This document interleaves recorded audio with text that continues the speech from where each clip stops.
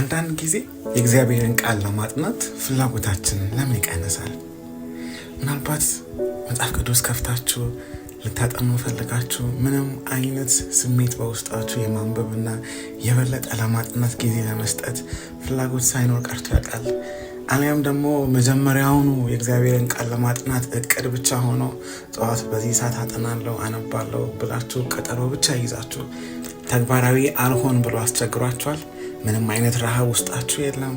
ምንም አይነት ጉጉት ወይ አስደሳች ስሜት ሰዓታት ከእግዚአብሔር ቃል ጋር የማሳለፍ ፍላጎት ውስጣችሁ ላይ የለም? በዚች መዓል ይሄ ወቀሳ ደግሞ ወደ አይምሮ ይመጣል። እምነቴ ላይ የሆነ አይነት ችግር ይኖር ይሆን የሚል ሀሳብ ወደ አይምሮአችን ይመጣል። ነገር ግን እዚህ ጋር በደንብ አድምጡኝ።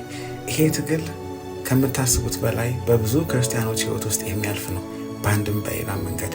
ማቴዎስ ወንጌል ምዕራፍ 26:41 ላይ ክርስቶስ ሲናገር እንዲህ ይላል፣ ወደ ፈተና እንዳትገቡ ትጉና ጸልዩ፣ መንፈስ ተዘጋጅታለች፣ ስጋ ግን ደካማ ነው ይላል። እንግዲህ አንዳንዴ ለእግዚአብሔር ያለን ረሃብ የሚቀንስበት ጊዜ አለ፣ ስጋችን ደካማ ከመሆኑ የተነሳ። ያ ማለት ግን መንፈሳችን በብርቱ እግዚአብሔርን ስትራብ፣ በተቃራኒው ግን ስጋችን ደክሞ በብዙ መንገድ ወደ እግዚአብሔር ልንቀርብ ሊያደርጉን የሚችሉ ነገሮችን ለማድረግ አቅም እናጣበት ጊዜ አለ። እንደምናውቀው የምንኖረው ጩኸት የሞላበት ዓለም ነው።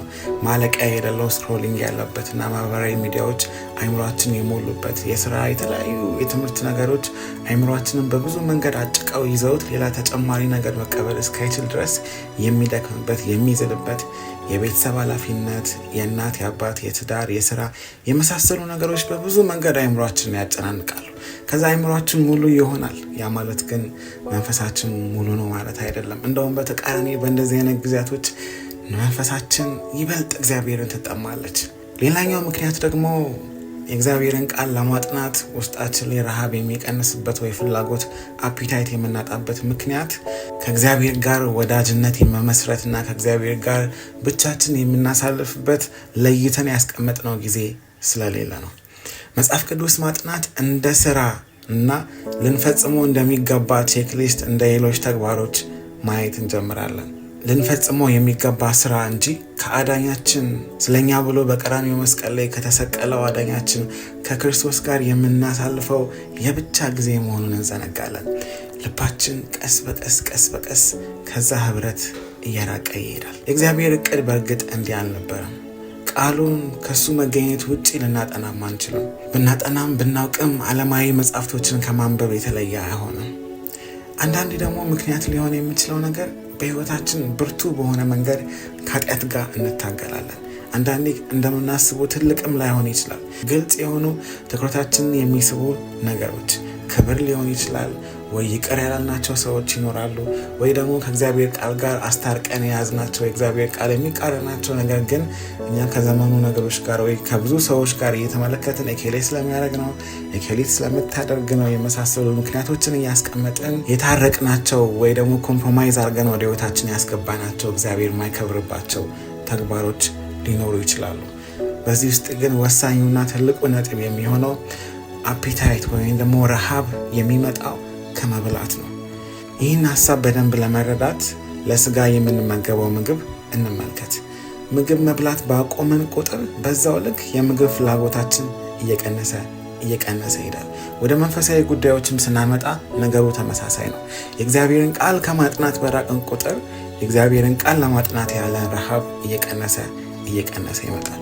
በዚህ ውስጥ ግን አስደሳቹ የምስራች የሚሆነው እግዚአብሔር በእንደዚህ አይነት በድርቀትና በድካም ጊዜያቶቻችን ያለንበት ከዛ ስሜት እንድንወጣ ይጠራናል።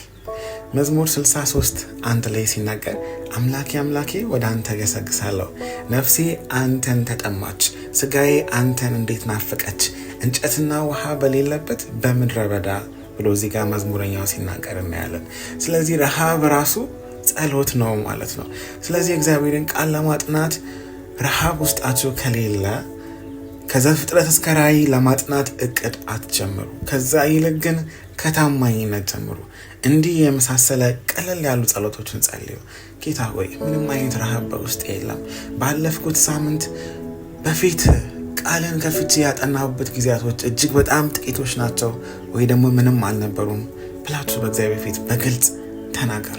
ነገር ግን አሁንም ቢሆን አንተን እፈልግሃለሁ፣ ከቃል ጋር ጊዜ ማሳለፍ እፈልጋለሁ። ነገር ግን አባት ሆይ አቅም አጣሁኝ፣ ጉልበት አጣሁኝ በሉት።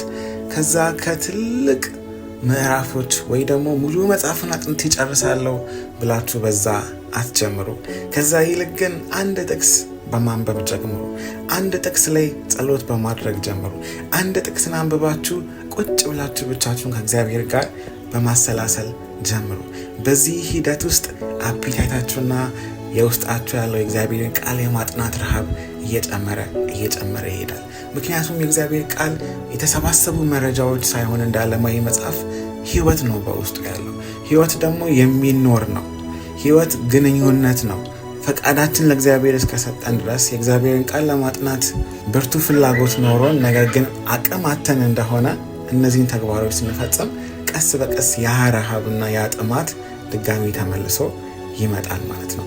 ይህ ሀሳብ ልባችሁን ከተነካ ወይ ደግሞ አሁን የእግዚአብሔርን ቃል ከማጥናት ደከም ብላችሁ ካላችሁ በሕይወታችሁ ተስፋ እንድትቆርጡ ሳይሆን ይልቅ እንደውም ሰው መሆናችሁን እንድታስቡና ስጋ ደግሞ ደካማ እንደሆነ ከዛ ውስጥ ደግሞ እንድንወጣ የተዘጋጀ መንፈስ እንዳለ በዛ ውስጥ ደግሞ መንፈስ በእኛ ሕይወት እንዲሰራ ፈቃዳችን ለእግዚአብሔር በመስጠት መንፈስ ቅዱስ በውስጣችን አድሮ ያ ረሃባችን ያ ጥማታችን ሰዓታት በእግዚአብሔር ቃል በፊቱ የምናሳልፈው ጊዜ ዳግም ወደ ሕይወታችን እንዲመጣ ማድረግ እንደምንችል እንመለከታለን። ምክንያቱም ዛሬም ቢሆን የሚወደን ዛሬም ቢሆን በእጆቹ መዳፍ የቀረጸንና እንደ ዓይኑ ብሌን የሚጠነቀቅልን አባት በላይ በሰማይ እንዳለን አንዘንጋ።